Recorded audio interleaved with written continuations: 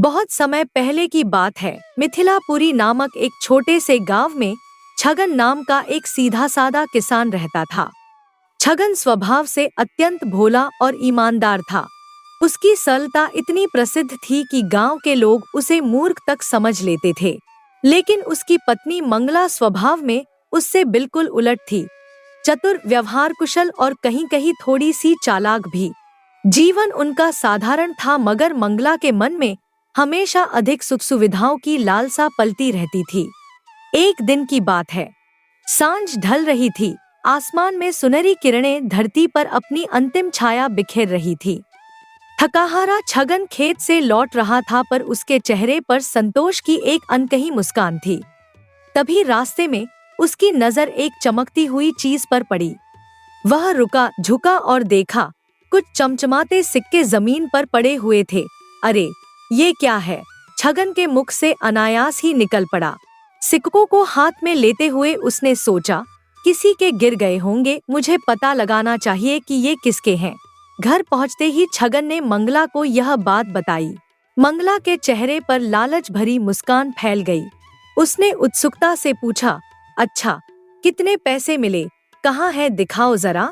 छगन ने भोलेपन से कहा, अरे वो किसी और के थे। पता लगाया तो मालूम पड़ा कि वो सिक्के पड़ोसी सीताराम के हैं। मैंने उन्हें वापस कर दिए।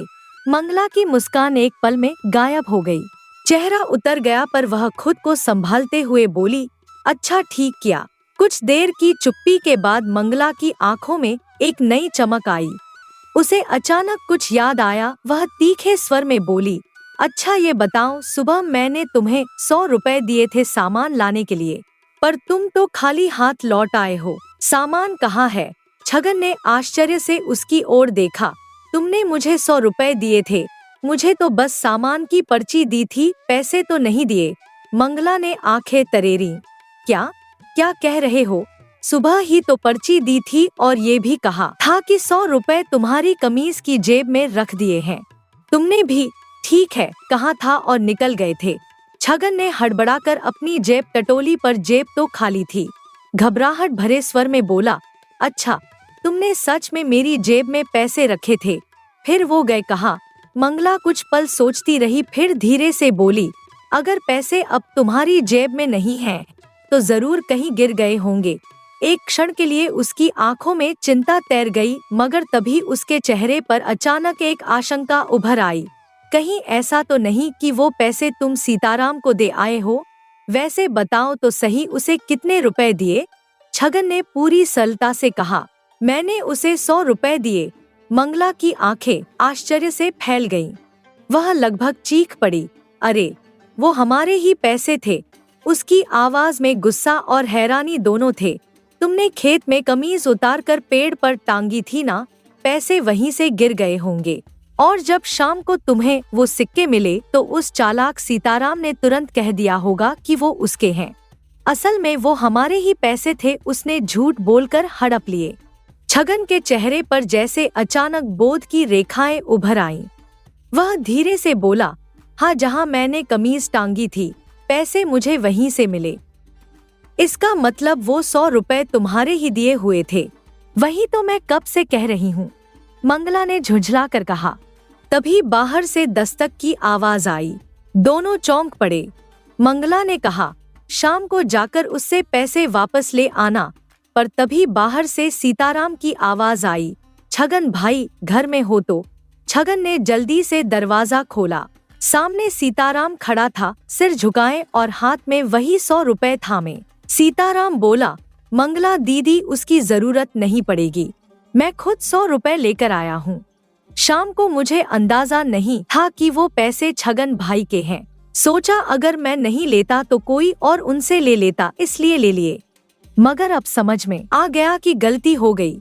ये लीजिए आपके 100 रुपए। मंगला अवाक रह गई। उसे विश्वास नहीं हो रहा था कि सीताराम ने स्वेच्छा से पैसे लौटाने का साहस किया। फिर भी स्वर में हल्का संशय लिए बोली, चलो अच्छा है, कम से कम तुम्हारी वजह से हमारे पैसे वापस मिल गए। सीताराम ने हल्की मुस्कान के साथ सिर झुका लिया। मंगला ने छगन की ओर घूरते हुए कहा, कहती थी ना, तुम्हारे भोलेपन का कोई जवाब नहीं। किसकी चीज है किसकी नहीं, इसका होश ही नहीं रहता तुम्हें। मैंने कितनी बार कहा है, दुनिया इतनी सीधी नहीं है।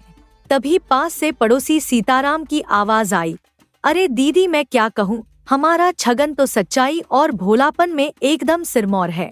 कई बार तो इसे अपनी ही बात समझाने में पसीना छूट जाता है। मंगला ने तिरस्कार से कहा, तो इसलिए तूने पैसे ले लिए थे, और जब तू जानता था कि पैसे तेरे नहीं हैं, तो वही बता क्यों नहीं दिया।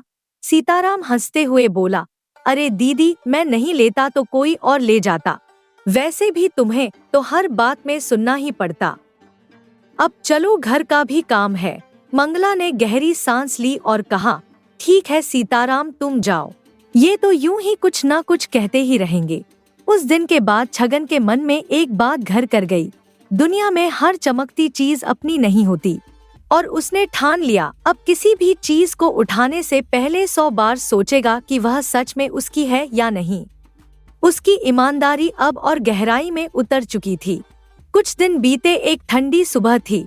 धुंध के हल्के पर्दे में लिपटी हुई आसमान धीरे धीरे उजास ओढ़ रहा था और खेतों में बसी मिट्टी की सोंधी महक हवा में घुल रही थी। दूर दूर तक फैली हरियाली के बीच छगन अपने बैलों संग खेत में हल चला रहा था।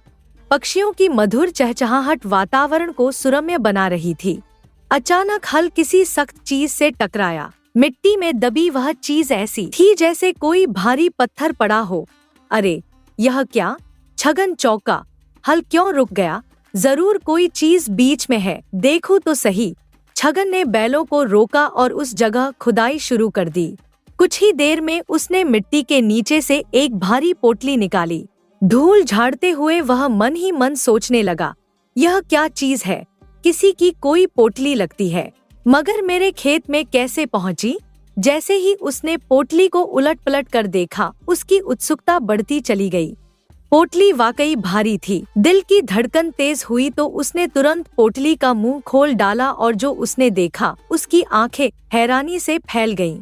पोटली के भीतर ढेर सारे सोने के सिक्के और चमचमाते गहने भरे हुए थे, जो सूरज की पहली किरणों में दमक रहे थे। पल भर को छगन की सांस अटक गई। हे भगवान, इतना सारा सोना! वह फुसफुसाया, यह तो अनमोल खजाना है। कोई भला इतना कीमती सामान यहाँ कैसे छोड़ सकता है? उसने चारों ओर देखा। पूरा खेत सुनसान पड़ा था।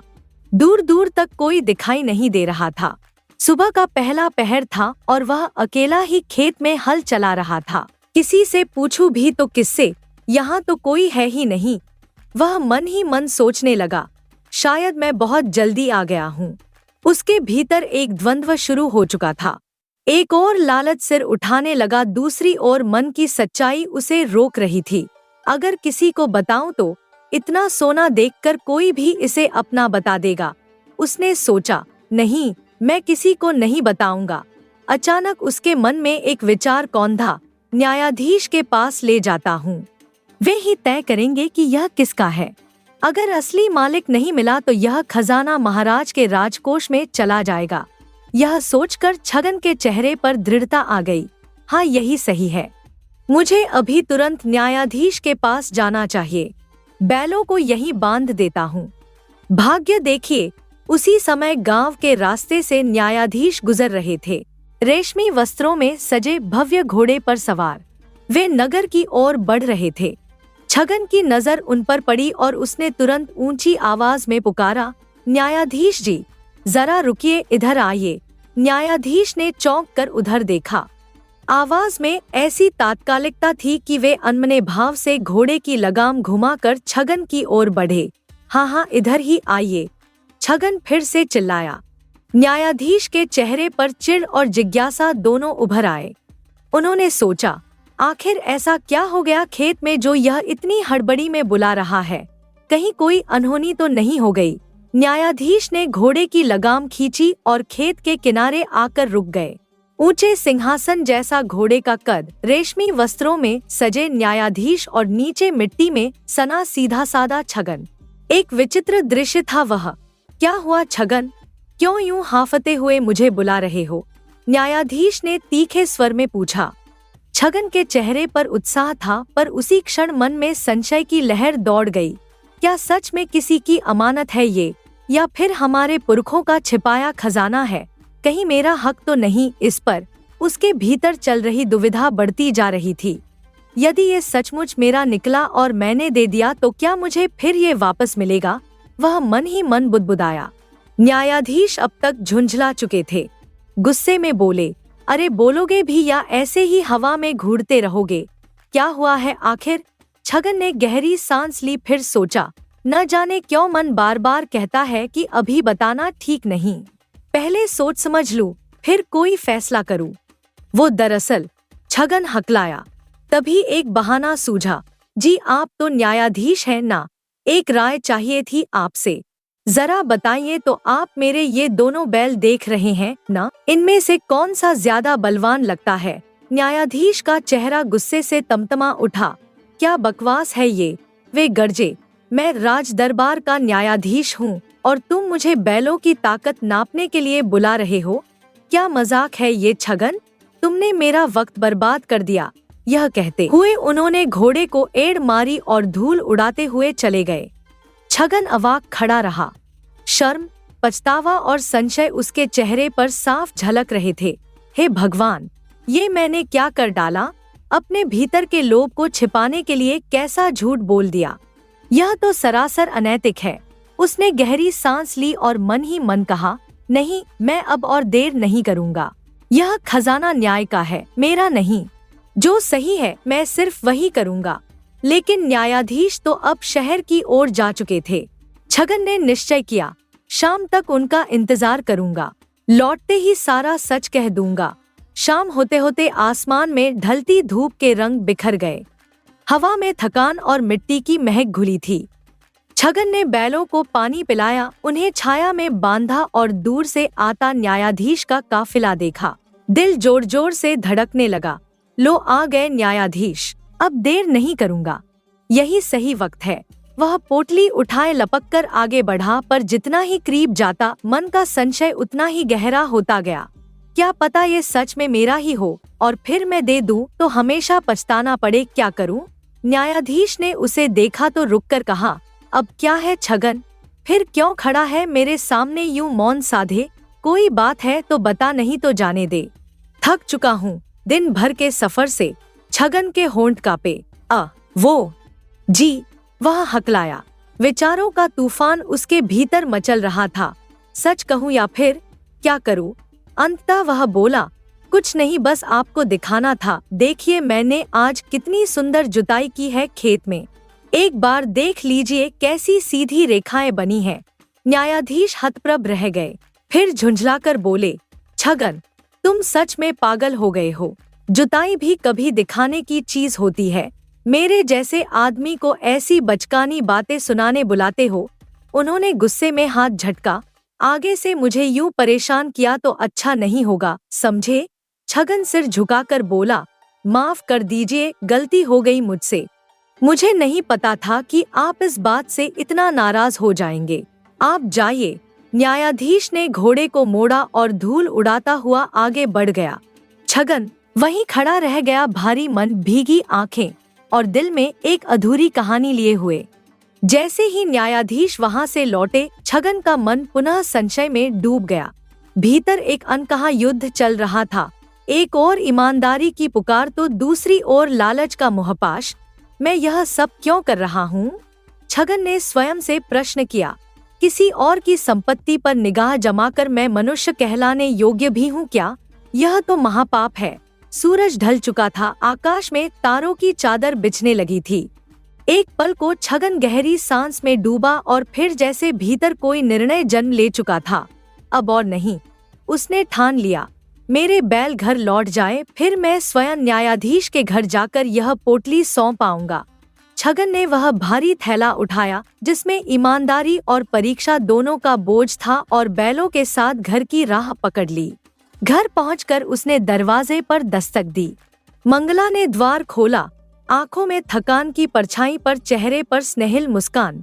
आ गए तुम? आज इतनी देर कैसे हो गई? मंगला ने पूछा। छगन ने बैलों की ओर इशारा किया। सुनो, इन्हें अच्छे से नहला धुलाकर चारा पानी दे दो, मुझे जरा जरूरी काम से जाना है। मंगला की नजर छगन के हाथ के थैले पर पड़ी। उसकी आंखों में एक क्षण को कौतूहल जागा। इतनी जल्दी किस बात की है? और इस थैले में क्या है? उसने संदेह से पूछा। छगन भीतर ही भीतर घबरा गया। नहीं, अगर इसे सच बता दिया तो यह धन अपने पास रखने को कहेगी। कुछ खास नहीं। वह हड़बड़ाहट में बोला, मुझे न्यायाधीश के यहाँ जाना है, थोड़ा काम है। तुम बैलों को चारा दे देना, मैं जल्दी लौट आऊंगा। मंगला की आंखों में संदेह की परछाई गहराने लगी। क्या?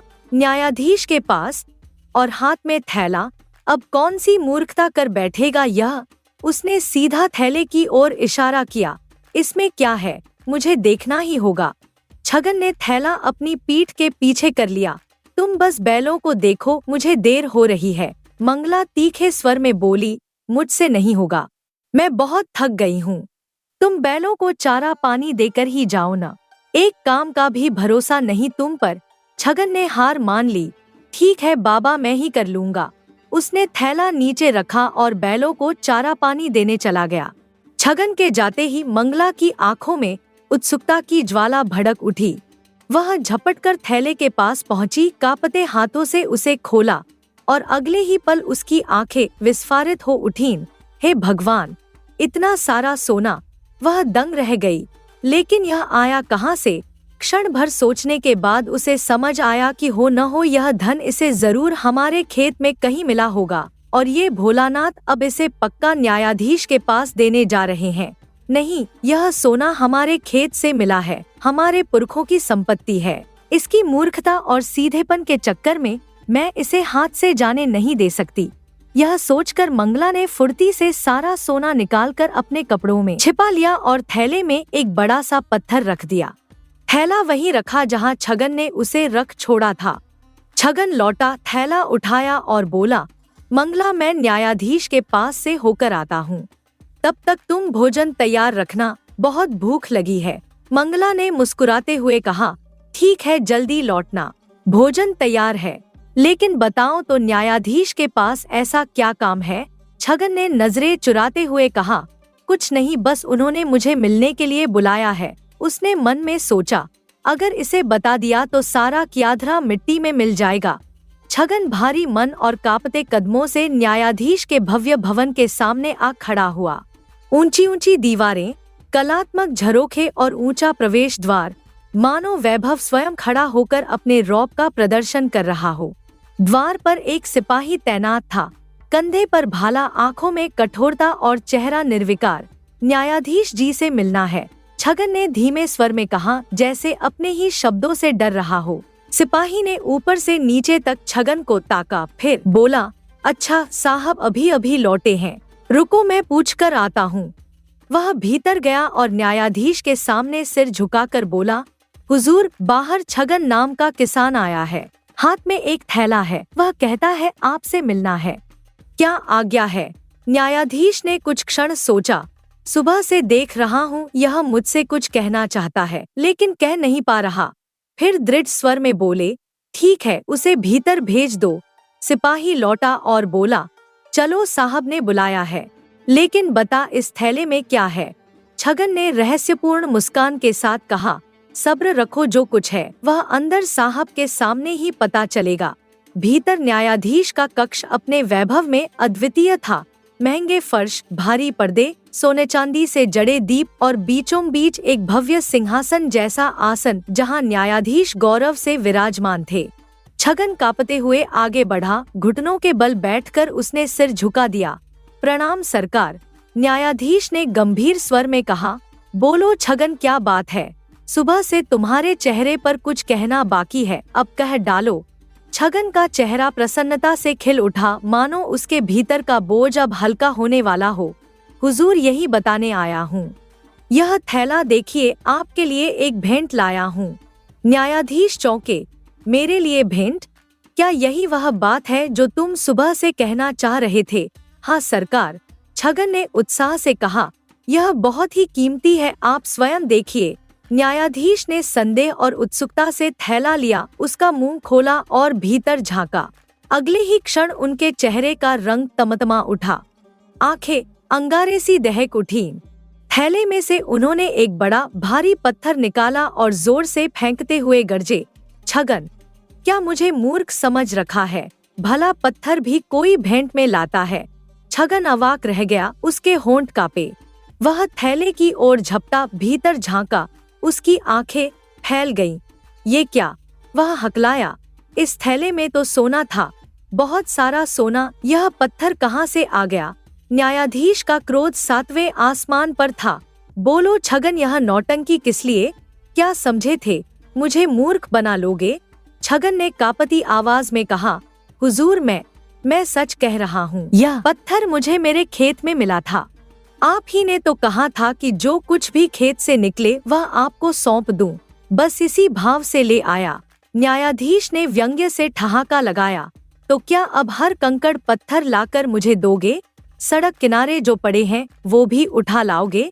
अब तुम्हें सबक सिखाना ही पड़ेगा। उन्होंने सिपाहियों की ओर देखा और गरजते हुए आदेश दिया, ले जाओ इसे और 1 महीने के लिए कारावास में डाल दो। तब समझ आएगा इसे मजाक और न्याय का फर्क। छगन घबराकर बोला, हुजूर, मेरी बात सुनिए, मैं निर्दोष हूँ। पर उसकी एक न सुनी गई। सिपाही उसे घसीटते हुए बाहर ले गए। छगन की आंखों में सवाल थे। आखिर सोना कहाँ गया? किसने बदली मेरी किस्मत?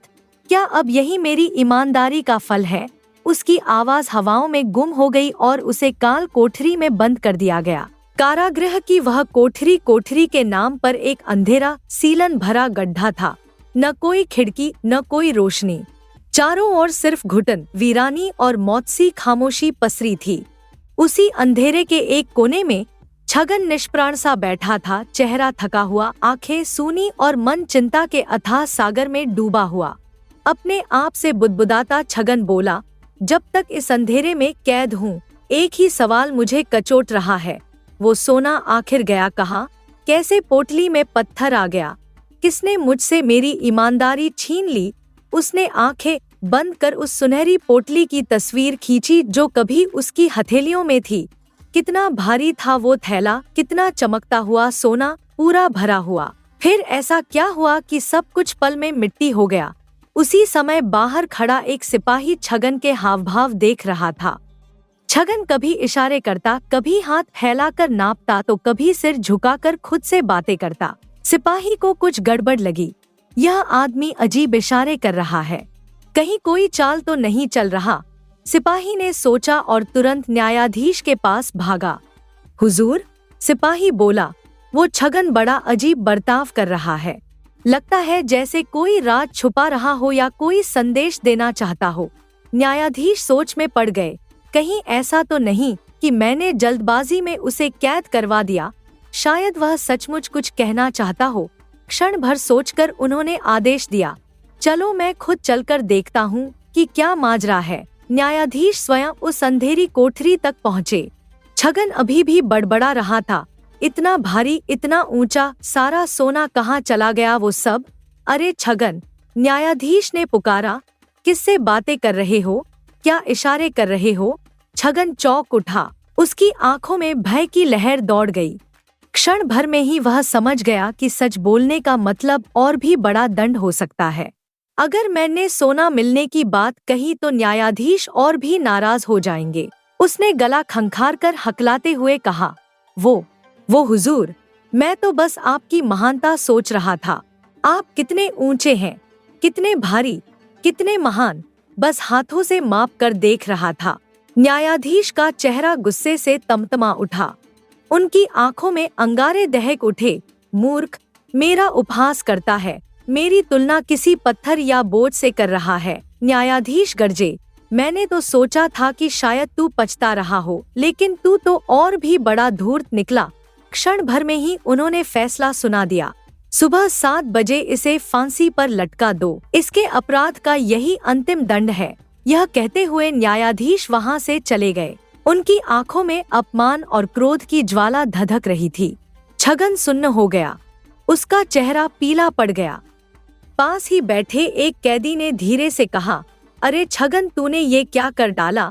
मालिक का मजाक, अब तो सुबह ही तेरा अंत है, फांसी तय है तेरी।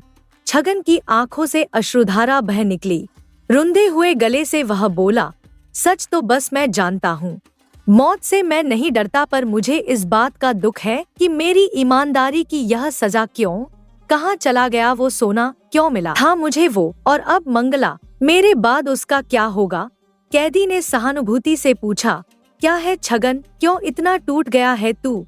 आखिर क्या है जो तेरे मन में इतना बोझ बन बैठा है? छगन ने उदासी से कहा। कैसे समझाऊं तुम्हें, कल इस समय मैं इस दुनिया में नहीं होऊंगा। शायद उस लोक में रहूंगा जहाँ न सोना होगा न लालच, बस न्याय होगा, सच्चा न्याय। कोठरी में सन्नाटा फैल गया और बाहर अंधेरा गहराने लगा। अगली सुबह जब सूरज की पहली किरण धरती पर गिरी, जीवन और मृत्यु का फैसला सुनाने वाला वह क्षण भी आ पहुंचा। काल कोठरी के पीछे चौक में एक ऊंचा फांसी का मंच खड़ा था, जिसके ऊपर काले रंग का मजबूत फंदा लटक रहा था, मानो किसी की सांसें निगलने को तैयार हो। चारों ओर लोग जमा थे, कुछ के चेहरों पर दया, कुछ के भीतर कौतूहल और कुछ के मन में एक अनकहा भय। सभी की निगाहें छगन पर टिकी थी, जिसकी सांसों की डोर बस कुछ ही पलों में टूटने वाली थी। छगन के हाथ रस्सियों से कसकर बांधे गए थे, उसका चेहरा पीला पड़ा था, ललाट पर पसीने की बूंदें चमक रही थी और आंखों में एक अजीब सी बेचैनी थी। हृदय में उथल पुथल मची थी। कितने प्रश्न, कितने अधूरे उत्तर। अब जब मृत्यु मेरे सामने खड़ी है, उसने मन ही मन सोचा, तो क्यों न मरने से पहले सच कह दूं, बता दूं कि मैं सोना लाया था और वह पत्थर में बदल गया। शायद मेरा सच मुझे निर्दोष साबित कर दे। आखिर हिम्मत कर छगन ने पास खड़े सिपाही से कहा, भाई फांसी देने से पहले मेरी एक अंतिम इच्छा पूरी कर दो। एक बार, बस एक बार न्यायाधीश साहब से मिलना चाहता हूँ। कुछ कहना है जो बहुत जरूरी है। सिपाही ने उसकी आंखों में झांका। वहाँ एक अजीब सी सच्चाई तैर रही थी। उसने सिर हिलाया। अंतिम इच्छा पूरी करना हमारा धर्म है। मैं अभी जाकर मालिक को बुलाता हूँ। कुछ ही पलों में न्यायाधीश स्वयं मंच पर पहुँचे। उनका चेहरा गंभीर था, पर आंखों में हल्की सी उत्सुकता चमक रही थी। उन्होंने छगन को देखा, जो फांसी के फंदे के ठीक नीचे खड़ा था, मगर आज उसकी आंखों में डर नहीं था, बल्कि एक अजीब सा आत्मविश्वास झलक रहा था। हाँ छगन, बोलो, क्या कहना चाहते हो? जल्दी कहो, सूरज सिर पर चढ़ रहा है, न्यायाधीश ने कहा। छगन की सांसें तेज हो गई, गला सूखने लगा। वह बोलना चाहता था, बहुत कुछ कहना चाहता था, मगर शब्द जैसे गले में फंस गए। वो, न्यायाधीश जी, मैं, छगन हकलाया। क्या मैं तुम्हें फिर अपमानित होने का मौका दे रहा हूँ? न्यायाधीश की आवाज कड़की, जल्दी बोलो। डर और घबराहट में छगन की सोचने की शक्ति जाती रही। वह जो कहना चाहता था भूल बैठा और फिर अचानक उसके मुंह से निकला, वो साहब, ये बताइए कि फांसी की रस्सी कितनी मजबूत होती है। यह सुनते ही चारों तरफ सन्नाटा छा गया। फिर अचानक न्यायाधीश हंस पड़े। हाँ, देखो इसे, मौत सामने खड़ी है और इसे रस्सी की मजबूती की चिंता है। सच में छगन, तुम पागल हो गए हो। उन्होंने सिपाहियों से कहा, इसकी फांसी तो रुक गई, अब इसे किसी वैद्य के पास ले जाओ और इसका इलाज कराओ। यह मरने वाला नहीं है, यह बेचारा पगला गया है। छगन ने हिम्मत जुटाकर फिर कहा, न्यायाधीश जी सुनिए, असल में मैं। पर न्यायाधीश ने हाथ उठाकर उसे रोक दिया। बस छगन, अब एक शब्द और मत कहना, कहीं सच में मुझसे कोई और गलती न हो जाए। और इतना कहकर न्यायाधीश पलटे और तेज कदमों से मंच से उतर गए। छगन वहीं खड़ा रह गया, अधूरी बात, अधूरा सच और अधूरा न्याय लिए। भीड़ तितर बितर हो गई। सूरज आसमान में चढ़ आया, पर छगन की आंखों में वही सवाल तैरते रहे, क्या सच कभी सामने आएगा? सिपाहियों ने छगन के बंधन खोले। वह चुपचाप खड़ा रहा, जैसे उसे विश्वास ही न हो रहा हो कि वह सच में जीवित है। उसकी आंखों में थकी हुई वीरानी थी और मन में राहत की हल्की सी लहर। उसने एक बार आकाश की ओर देखा, जैसे जीवन का उपहार देने के लिए ईश्वर का आभार जता रहा हो। थके कदमों से छगन अपने घर लौटा। दरवाजा खोला तो सामने मंगला खड़ी थी, व्याकुल आंखों में उलाहना और चेहरा चिंता से भरा। क्यों जी, कहाँ रह गए थे रात भर? एक बार भी याद नहीं आई घर की? इतना भी क्या जरूरी काम था न्यायाधीश के पास, जो रात भर वहीं रुक गए? छगन कुछ पल मंगला का चेहरा देखता रहा, उसके भीतर विचारों का एक तूफान उठ रहा था। अगर इसे सच बताऊंगा तो यह मुझसे पूछेगी कि इतना सारा सोना हाथ से कैसे निकल गया। फिर इतना सोना खो जाने पर गुस्सा होकर मुझे खाना भी नहीं देगी। थोड़ी हिचकिचाहट के बाद वह बोला, वो मंगला, न्याय संबंधी कुछ सलाह चाहिए थी साहब को, बस उसी में रात बीत गई। अब बहुत थक गया हूँ, जरा सोने दो। मंगला की आंखों में अजीब सी चमक थी। वह चुप रही, फिर अचानक बोली, अच्छा वो थैला जो ले गए थे वह कहाँ है? छगन चौंक गया। ये कैसे जानती है थैले के बारे में? मन ही मन घबराया, पर फिर सोचा, अब और छिपाने से क्या फायदा, बता ही देता हूँ। संकोच से उसने कहना शुरू किया, हुआ यूं मंगला कि कल खेत में जब मैं जुताई कर रहा था तब एक भारी थैला मिला, उसमें। मंगला ने उसे बीच में ही टोक दिया, कुछ भी बताने की जरूरत नहीं। कल तुम जुताई कर रहे थे और उसमें एक पत्थर मिला। वही पत्थर लेकर तुम न्यायाधीश के पास गए थे। क्यों, यही कहना चाहते हो, है ना? छगन का मुंह खुला का खुला रह गया। तो क्या सच में मुझे पत्थर ही मिला था? क्या मैंने पत्थर को सोना समझ लिया था? वह बड़बड़ाया, मुझे तो वह सोना ही लगा था, लेकिन ऐसा कैसे हो सकता है? वह बुरी तरह उलझ गया। फिर एकाएक पूछा, लेकिन मंगला तुम्हें कैसे पता कि थैले में पत्थर ही था? मंगला मुस्कराई, एक रहस्यमयी मुस्कान जिसमें चालाकी और संतोष दोनों झलक रहे थे। अरे, खेत में पत्थर कंकड़ के अलावा और क्या मिलेगा? वहाँ तो पत्थर, मिट्टी और कंकड़ ही मिलेंगे न। छोड़ो, अब जो होना था हो गया। बहुत थक गए हो, जाओ सो जाओ। लगता है रात भर सोए नहीं हो, जाकर जरा आराम कर लो। छगन थका हुआ था इसलिए वह सो गया, पर मंगला के मन में एक विचार चल रहा था। हमारे पूर्वजों का खजाना अपनी मूर्खता के चलते किसी को सौंप देते तो क्या मैं देखती रहती? उसने सोचा, उस धन से हम और खेत, गाय, घर सब खरीद सकते हैं। और ऐसा ही हुआ। होशियारी से काम लेकर मंगला ने उस धन से और खेत खरीदे और छगन के साथ किसानी करते हुए सुखपूर्वक रहने लगी। पर छगन के मन में यह सवाल हमेशा बना रहा, क्या सच में खेत में उसे सोना मिला था या फिर वह पत्थर था? वह कभी नहीं जान पाया। पर उसकी ईमानदारी और सच्चाई उसके साथ हमेशा रही, भले ही दुनिया ने उसे मूर्ख समझा। और इस तरह मिथिलापुरी के सरल और ईमानदार छगन की कहानी दूर दूर तक फैल गई, जिसने ईमानदारी का मूल्य समझाया, भले ही कभी कभी वह तकलीफदेह हो। अगली कहानी। दरियापुर नाम का गांव एक समय बहुत ही खूबसूरत हुआ करता था। हरे भरे खेत, झिलमिलाती नदी और खिले हुए आम के बाग, यह सब इस गांव की शोभा थे। लेकिन अब हालात दिन ब दिन बदतर होते जा रहे थे। गांव का माहौल ऐसा बन चुका था जहां कोई नियम कानून मानने को तैयार ही नहीं था। ईमानदारी और विश्वास का नामोनिशान मिट चुका था। सुबह की धूप अभी अपनी पूरी चमक दिखाने भी नहीं पाई थी कि बाजार में लोगों की आवाजाही शुरू हो गई थी।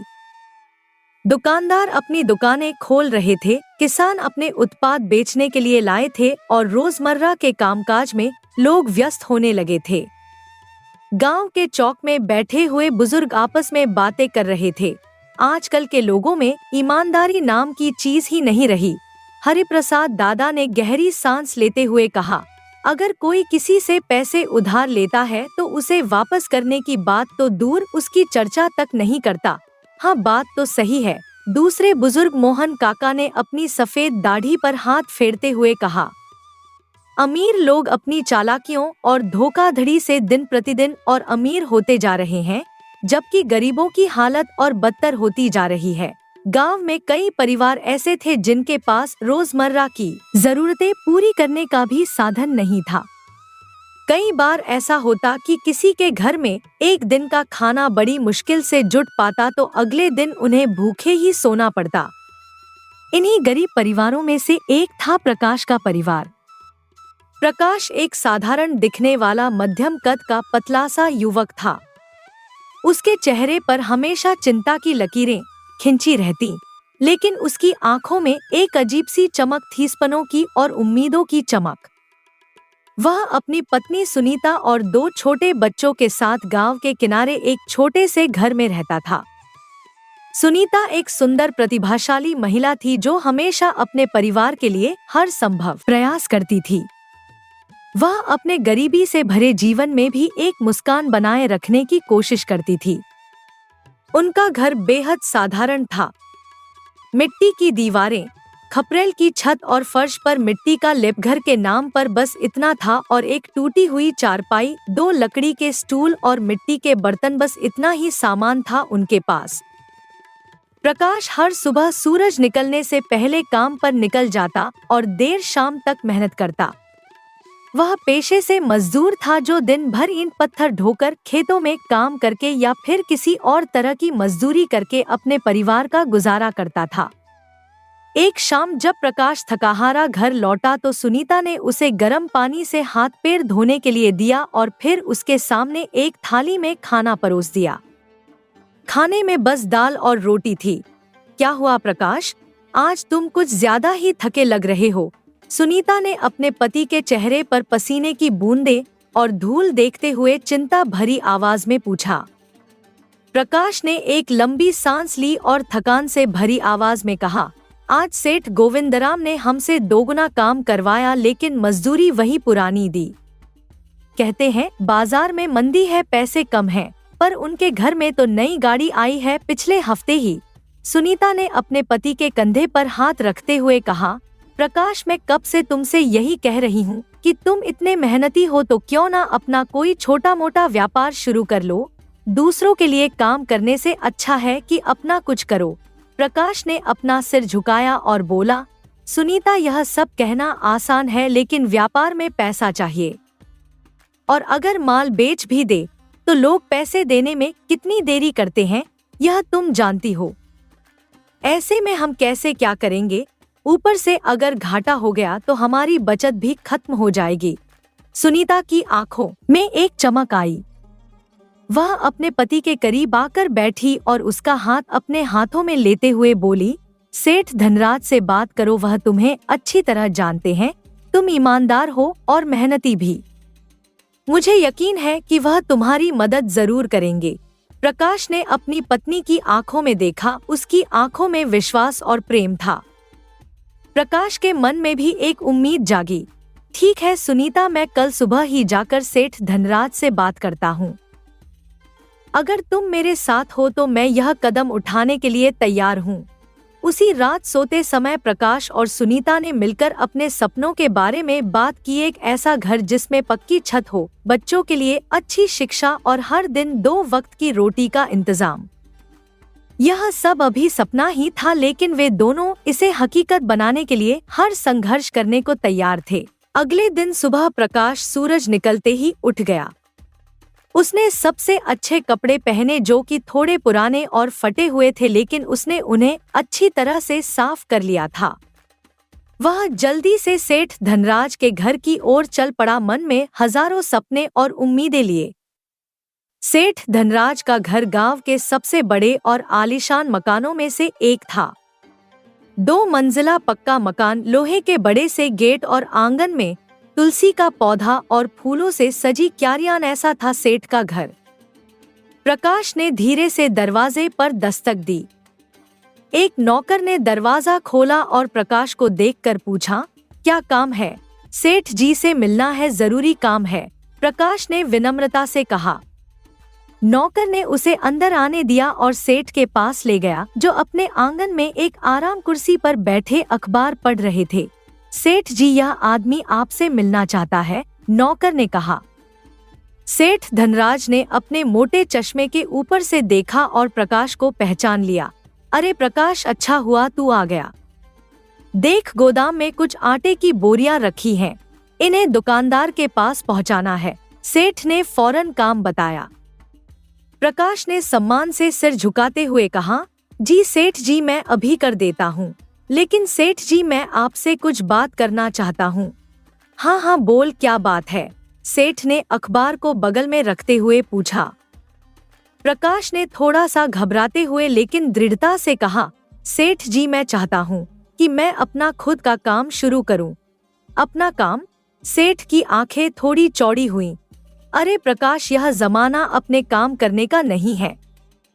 यहाँ पर हर दूसरा आदमी ठगने के लिए तैयार बैठा है। तू नहीं संभाल पाएगा, उन्होंने अपनी मूंछों पर हाथ फेरते हुए कहा।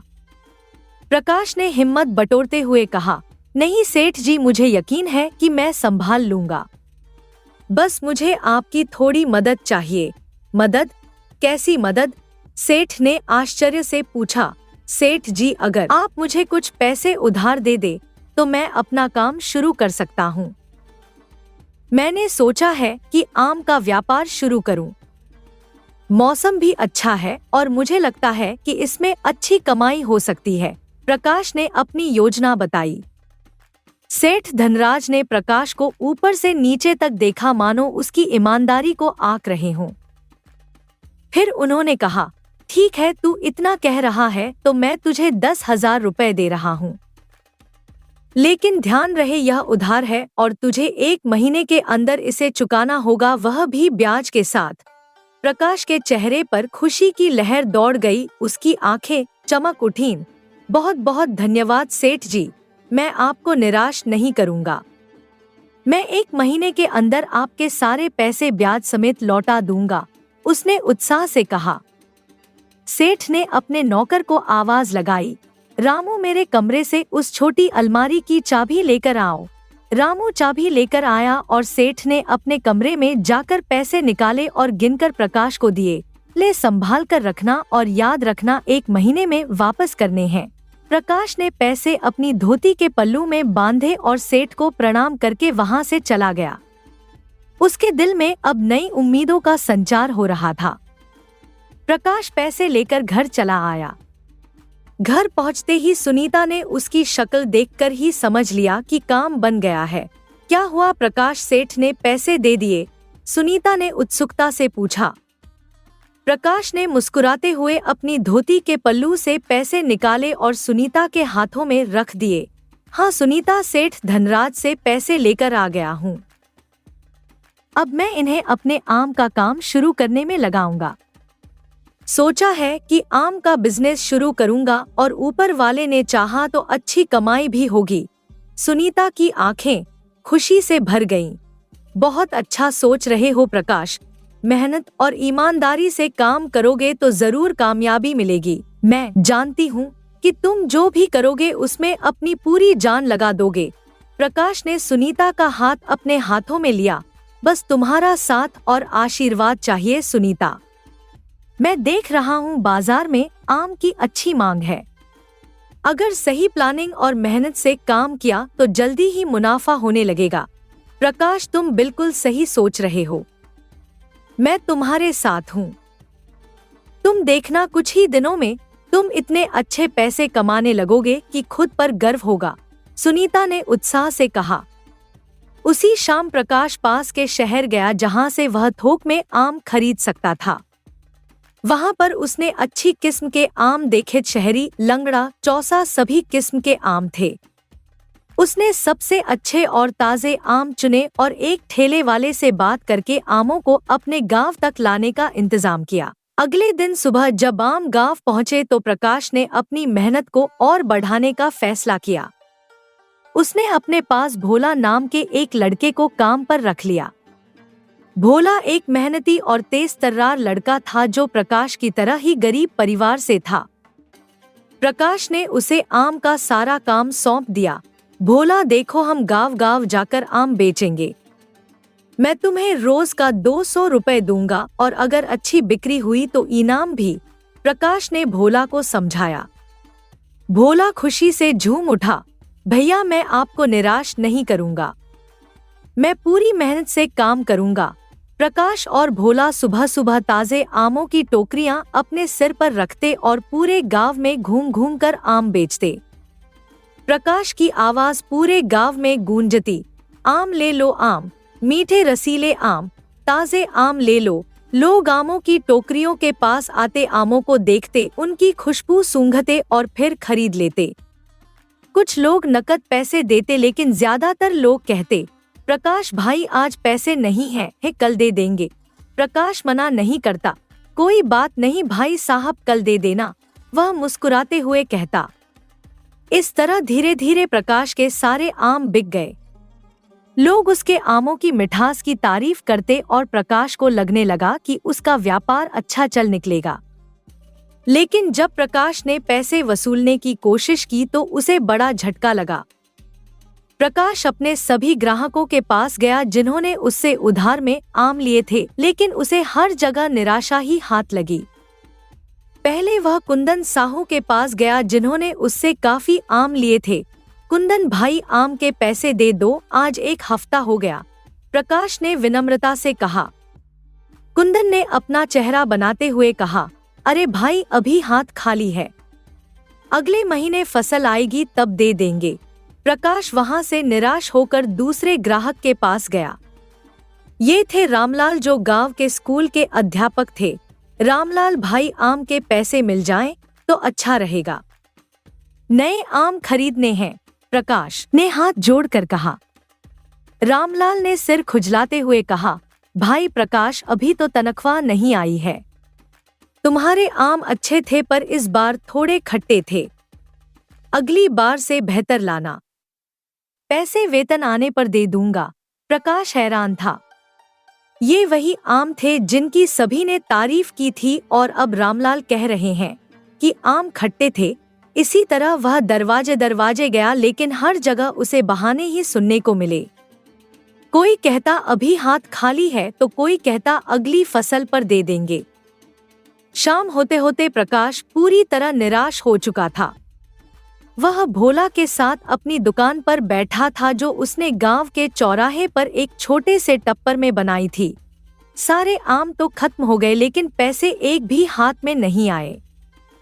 अब नए आम खरीदने के लिए हमें पैसों की जरूरत पड़ेगी, लेकिन गांव वाले कोई भी पैसे देने को तैयार नहीं है। हम क्या करेंगे भैया? भोला ने चिंता से पूछा। प्रकाश ने गहरी सांस ली। उसके चेहरे पर चिंता की लकीरें गहरी हो गई थी। भोला, तुम बिल्कुल सही कह रहे हो। घर का खर्च चलाना भी मुश्किल हो गया है। पता नहीं इन सब लोगों से पैसे कैसे वसूलेंगे। अगर ऐसा ही चलता रहा तो हमारा काम खत्म हो जाएगा और मैं पूरी तरह बर्बाद हो जाऊंगा। भोला आंखों में आंसू भरते हुए बोला, भैया, मैंने सोचा था कि सब हमें ईमानदारी से पैसे दे देंगे, लेकिन यहाँ तो सब टालमटोल कर रहे हैं। कोई कहता है अगले हफ्ते तो कोई कहता है फसल आने पर देंगे। ये लोग हमारी मेहनत की कदर नहीं कर रहे हैं। प्रकाश ने भोला के कंधे पर हाथ रखा। भोला, तुमने कोई गलती नहीं की, हमारी सोच ही गलत थी। हमने भरोसे के आधार पर उधार में आम बेचे, लेकिन अब यही भरोसा हमारी सबसे बड़ी कमजोरी बन गया है। सोच रहा हूँ कि अगर अगले कुछ दिनों में पैसे नहीं आए तो घर चलाना भी मुश्किल हो जाएगा। उस रात प्रकाश थकाहारा घर लौटा। सुनीता ने उसका उदास चेहरा देखकर पूछा, क्या हुआ प्रकाश, सब ठीक तो है ना? प्रकाश ने अपनी पत्नी को सारी बात बताई कि कैसे लोगों ने आम तो खरीद लिए लेकिन पैसे देने से इनकार कर दिया, कैसे अब उसके पास अगली बार के लिए आम खरीदने के पैसे नहीं बचे और कैसे वह सेठ धनराज को उधार के पैसे वापस करने में असमर्थ होगा। सुनीता ने प्रकाश का हाथ अपने हाथों में लिया। प्रकाश, तुम हिम्मत मत हारो, हम मिलकर इस मुश्किल से निकलेंगे। कल तुम फिर से सभी लोगों के पास जाओ और पैसे मांगो, शायद कुछ लोग समझ जाएं और पैसे दे दें।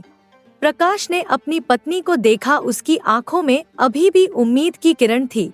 ठीक है सुनीता, मैं कल फिर से कोशिश करता हूँ, उसने कहा, हालांकि उसके मन में अब बहुत कम उम्मीद बची थी। अगले दिन सुबह प्रकाश फिर से अपने ग्राहकों के पास गया। पहले वह दुकानदार रवि के पास गया जिसने उससे काफी आम खरीदे थे। अरे रवि भाई, कैसे हो? लो, अब आम के पैसे दे दो तो बड़ा एहसान होगा। तुम्हारे पास तो नकद का काम है, तुम्हें आम लिए हुए 1 महीने से भी ज्यादा हो गया है भाई, अब तो हिसाब चुकता कर दो, प्रकाश ने विनम्रता से कहा। रवि ने अपने दोनों हाथ जोड़ते हुए कहा, अरे प्रकाश भाई, तुमसे क्या छुपाना, तुम्हारे आम तो बहुत ही खराब निकले, लोगों ने ज्यादा पसंद नहीं किए, आधे से ज्यादा आम तो ऐसे ही पड़े रहे, मैंने तो घाटा उठा लिया, अब तुम्हें पैसे कहाँ से दूं? प्रकाश की आंखें गुस्से से लाल हो गई। क्या बोल रहे हो रवि भाई, यह क्या बात हुई? तुम्हारे पास तो मेरा एक भी आम नहीं दिख रहा।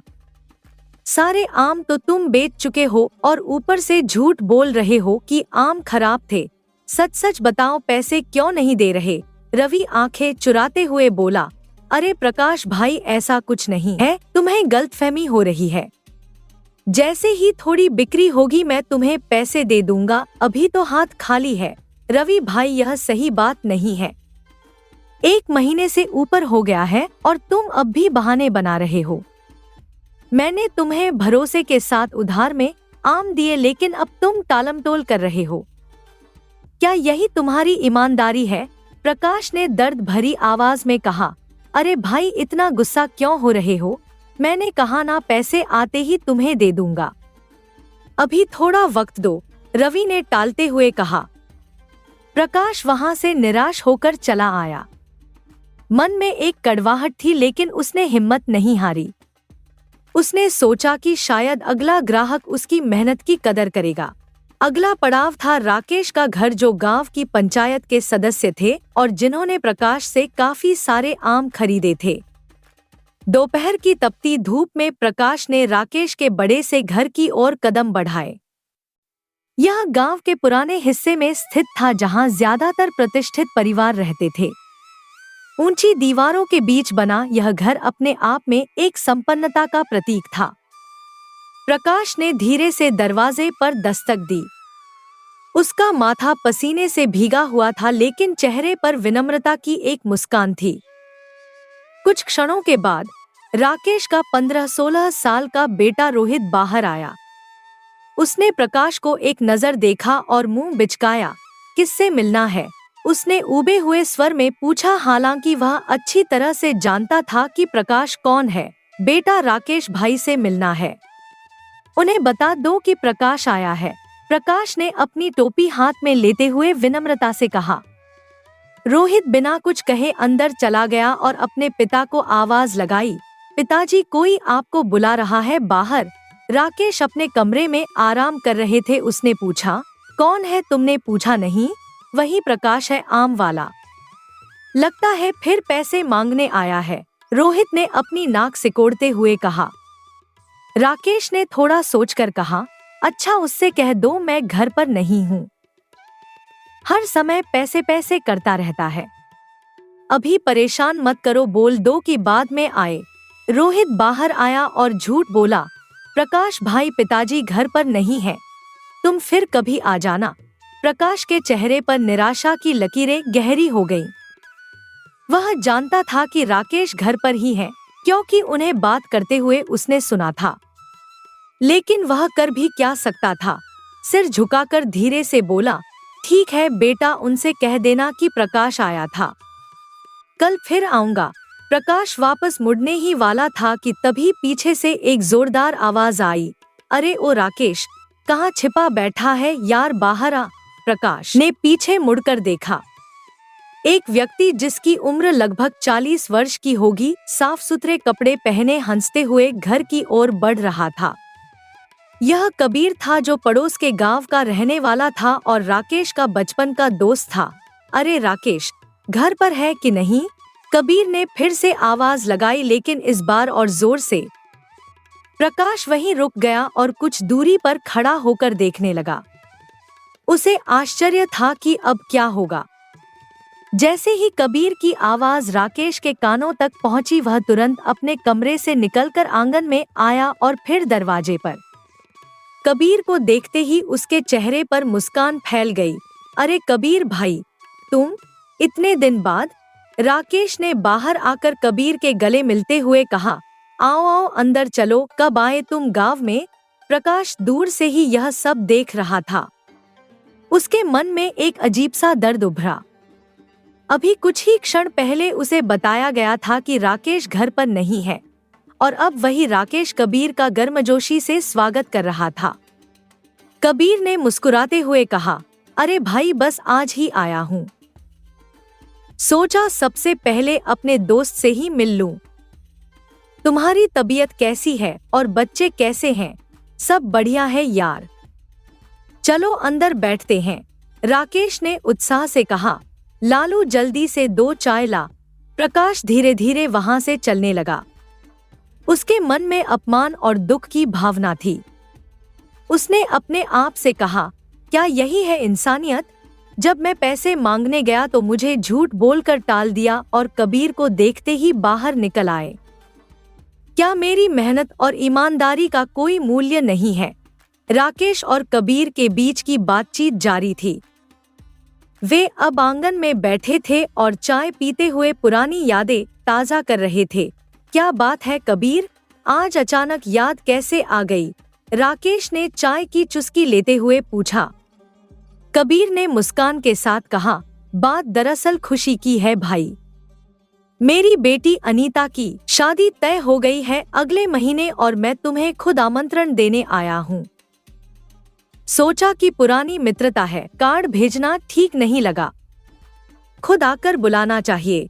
राकेश के चेहरे पर खुशी की लहर दौड़ गई। अरे वाह, यह तो बहुत अच्छी खबर है। अनीता तो हमारे सामने ही बड़ी हुई है, बिल्कुल हमारी बेटी जैसी है। मैं जरूर आऊंगा परिवार के साथ। तुम चिंता मत करो, कबीर ने थोड़ा संकोच करते हुए कहा। राकेश भाई, सच कहूं तो मुझे थोड़ी शंका थी। आजकल तो लोग इतने व्यस्त हो गए हैं, अपने प्राय का भेद हो गया है। तुम्हारा गांव और हमारा गांव पुराने समय से ही अलग अलग रहे हैं। मैंने सोचा शायद तुम न आओ। राकेश ने कबीर का कंधा थपथपाते हुए कहा। अरे कबीर, ऐसा कुछ नहीं है। यह सब तो गांव की राजनीति और स्वार्थी लोगों ने बना दिया है। हम दोनों गांव के लोग हमेशा से भाई भाई रहे हैं। हमारी दोस्ती इन छोटी छोटी बातों से ऊपर है। तुम और मैं बचपन से दोस्त हैं, इसे कोई कैसे तोड़ सकता है? कबीर का चेहरा खिल उठा। यह सुनकर दिल को बड़ी तसल्ली हुई। राकेश भाई, मैं सच कहूं तुम्हारे आने से अनीता की शादी और भी खास हो जाएगी। कबीर ने फिर याद करते हुए कहा। और हाँ भाई, पिछली बार जो आम ले गया था तुम्हारे यहाँ से, वे बहुत ही बढ़िया थे। मेरे गांव में सभी ने उनकी तारीफ की। आम? राकेश ने आश्चर्य से पूछा। अरे वे तो प्रकाश के आम थे, उसी से मैंने खरीदे थे। वह यहीं पास में ही रहता है। अच्छे आम बेचता है लेकिन हर समय पैसे के लिए तंग करता रहता है। राकेश ने हंसते हुए कहा। कबीर ने गंभीरता से पूछा। प्रकाश? वह कौन है? मैं उससे मिलना चाहूंगा। उसके आम सच में बहुत अच्छे थे। राकेश ने थोड़ा असहज होते हुए कहा। हाँ, वह यहीं गांव में रहता है, आजकल आम बेचता है। तुम चाहो तो उससे मिल सकते हो। यह बातचीत चल ही रही थी और उधर दूर प्रकाश धीरे धीरे अपने घर की ओर जा रहा था। उसके कदमों में थकान थी और आंखों में निराशा। उसका सपना चकनाचूर होता जा रहा था और लोगों का व्यवहार उसे और भी तोड़ रहा था। प्रकाश अपने छोटे से घर पहुंचा जहां सुनीता उसका इंतजार कर रही थी। उसने प्रकाश के चेहरे पर निराशा देखी तो समझ गई कि आज भी कोई सफलता नहीं मिली। क्या हुआ प्रकाश? आज फिर से किसी ने पैसे नहीं दिए? सुनीता ने चिंता से पूछा। प्रकाश ने अपनी टोपी टांगते हुए कहा। नहीं सुनीता, किसी ने नहीं दिया। राकेश भाई तो घर पर ही थे लेकिन बेटे से कहलवा दिया कि वे घर पर नहीं है। और जैसे ही उनका दोस्त कबीर आया वे तुरंत बाहर निकल आए। मेरे सामने ही यह सब हुआ। ऐसा लगा जैसे मैं कोई इंसान ही नहीं हूँ। प्रकाश की आवाज में दर्द था। सुनीता ने अपने पति के कंधे पर हाथ रखा। तुम्हें इतना बुरा नहीं मानना चाहिए प्रकाश। ये लोग हमेशा से ऐसे ही रहे हैं। अमीर लोग गरीबों की कदर नहीं करते लेकिन हमें हिम्मत नहीं हारनी चाहिए। प्रकाश ने गहरी सांस ली। पता नहीं सुनीता कब तक चलेगा यह सब। जिन लोगों ने हमारे आम खाए वे ही अब हमसे मुंह फेर रहे हैं। क्या यही है इंसानियत? इसके बाद भी कई दिनों तक प्रकाश ने पैसे वसूलने की कोशिश की लेकिन सफलता नहीं मिली। अब उसके पास न तो नए आम खरीदने के पैसे थे और न ही सेठ धनराज का कर्ज चुकाने के। 1 महीने का समय बीत चुका था और अब सेठ के पास जाने का समय आ गया था। एक दिन प्रकाश सेठ धनराज के घर गया, मन में डर और शर्म लिए। सेठ आंगन में चारपाई पर लेटे थे और पान चबा रहे थे। प्रणाम सेठ जी, प्रकाश ने विनम्रता से कहा। अरे प्रकाश, आ गया तू, मेरे पैसे लाया? सेठ ने सीधे मुद्दे पर आते हुए पूछा। प्रकाश ने अपना सिर झुका लिया। सेठ जी, मैं आपसे माफी मांगता हूँ, मैं आपके पैसे अभी नहीं लौटा पा रहा हूँ। बात यह है कि मैंने आम तो बेच दिए लेकिन लोगों ने पैसे नहीं दिए, सब उधार में ले गए और अब कोई पैसे देने को तैयार नहीं है। सेठ धनराज ने एक लंबी सांस ली। उनकी आंखों में निराशा के साथ साथ थोड़ा गुस्सा भी था। मैंने तुझसे पहले ही कहा था कि यह काम तेरे बस का नहीं है, लेकिन तू पता नहीं किसके बहकावे में आकर इस काम को करने की जिद पकड़ बैठा। अब देख लिया ना क्या अंजाम हुआ। हाँ सेठ जी, अब समझ आ गया, आपने सही कहा था। प्रकाश ने स्वीकार किया। अब मेरी हालत ऐसी हो गई है कि कोई मुझे काम पर भी नहीं रखता। मेरी आपसे गुजारिश है, मुझे अपने यहाँ काम पर रख लीजिए, चाहे जो भी करना पड़े मैं कर लूंगा। सेठ ने प्रकाश को गौर से देखा। उन्हें इस युवक पर थोड़ा तरस आया। देख प्रकाश, तुझे काम पर तो मैं रख लूंगा, लेकिन याद रख, मेरे 10,000 रुपए जो तूने लिए थे वह आज तक नहीं लौटाए। यह बात 2 महीने पुरानी हो चुकी है। अब सुन, मैं तुझे काम पर रखूंगा, लेकिन अगले 4 महीने तू मेरे पास काम करेगा और वह भी पूरी ईमानदारी से। उसके बाद ही तुझे पैसे मिलेंगे, समझा? ठीक है सेठ जी, आप जैसा कहें मैं वैसा करूंगा, बस मुझे काम पर रख लीजिए, मैं अपना सब कुछ सुधार लूंगा, प्रकाश ने विनम्रता से कहा। इस तरह प्रकाश फिर से मजदूर बन गया। वह पूरा दिन मेहनत करता, अपने कंधे पर बोरियां रख कर थक जाता, लेकिन वह रुकता नहीं। उसे सेठ जी के पैसे उतारने थे और अपने घर का खर्चा भी चलाना था। एक शाम जब प्रकाश थकाहारा घर लौटा तो सुनीता ने उसे पानी का गिलास दिया और पूछा, प्रकाश, क्या तुम्हें आज कुछ पैसे मिले? घर में अब खाने को एक दाना भी नहीं बचा है, बच्चे भी भूखे हैं और अब हमें शायद भूखे ही सोना पड़ेगा। प्रकाश ने अपना सिर पकड़ लिया। सुनीता, मैंने बहुत कोशिश की लेकिन कुछ नहीं हो पाया। सेठ जी कह रहे हैं कि जब तक उनके 10,000 रुपए नहीं लौटाऊंगा तब तक वह मुझे पैसे नहीं देंगे। मैंने सोचा था कि आज कुछ काम कर लूंगा, कुछ पैसे कमा लूंगा, लेकिन कुछ नहीं हो पाया। अब पहले उनके पैसे चुकाने होंगे, तभी अपने घर के लिए कुछ पैसे ला सकूंगा। सुनीता की आंखों में आंसू आ गए। प्रकाश, क्या यही दिन देखने के लिए हम इस दुनिया में आए हैं? ऐसा दिन किसी को ना दिखाए ऊपर वाला। यह कैसी परीक्षा है? हमें ऐसी मुसीबत में क्यों डाल दिया? क्या हमारी मेहनत और ईमानदारी का यही फल है? प्रकाश ने अपनी पत्नी को गले लगा लिया। सुनीता, हिम्मत रखो, यह वक्त भी गुजर जाएगा। हमारी मेहनत और ईमानदारी एक दिन जरूर रंग लाएगी। अगले दिन सुबह की स्वर्णिम धूप में नहाकर प्रकाश अपने छोटे से घर से निकला।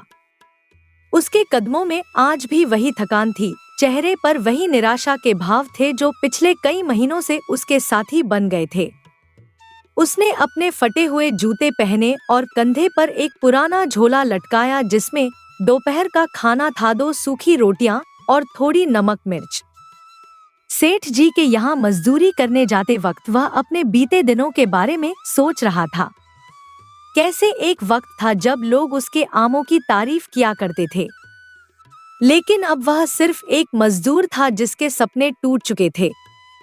तभी अचानक एक परिचित सा चेहरा सामने आया। प्रकाश ने ध्यान से देखा, यह तो वही व्यक्ति था जिसे वह राकेश के घर देख चुका था। अरे भाई, क्या तुम्हारा ही नाम प्रकाश है? कबीर ने रुककर पूछा। उसकी आंखों में उत्सुकता झलक रही थी। प्रकाश ने आश्चर्य से सिर उठाया। हाँ, मैं ही प्रकाश हूँ। आप कौन हैं भाई? उसकी आवाज में संशय की झलक थी। कबीर का चेहरा खिल उठा। अरे, मेरा नाम कबीर है, मैंने तुम्हारे आम खाए हैं और खुदा की कसम वे मेरे अब तक के सबसे स्वादिष्ट आम थे। उसने हाथ जोड़कर तारीफ के अंदाज में सिर हिलाया। कितने समय से मैं तुम्हारा पता ढूंढ रहा था लेकिन कहीं मिला ही नहीं। आज तुमसे यूं अचानक मिलकर लगता है जैसे खुदा ने मिलाया है। कबीर के चेहरे पर खुशी साफ झलक रही थी। प्रकाश के चेहरे पर एक मुस्कान आई, लेकिन वह क्षणिक थी, जैसे दीवार की दरार से झांकती रोशनी। वैसे तुम जा कहाँ रहे हो? कोई काम है क्या? कबीर ने पूछा। प्रकाश की आंखें झुक गईं। उसने एक गहरी सांस ली और कहा, अरे भाई, अब मैं आपको क्या बताऊं? उसकी आवाज में दर्द का समंदर था। मैंने अपना आम का काम छोड़ दिया है। सब उधार में ही ले जाते थे, कोई पैसे नहीं देता था। प्रकाश ने अपनी हथेलियों को देखा। मेरा पूरा कारोबार बर्बाद हो गया।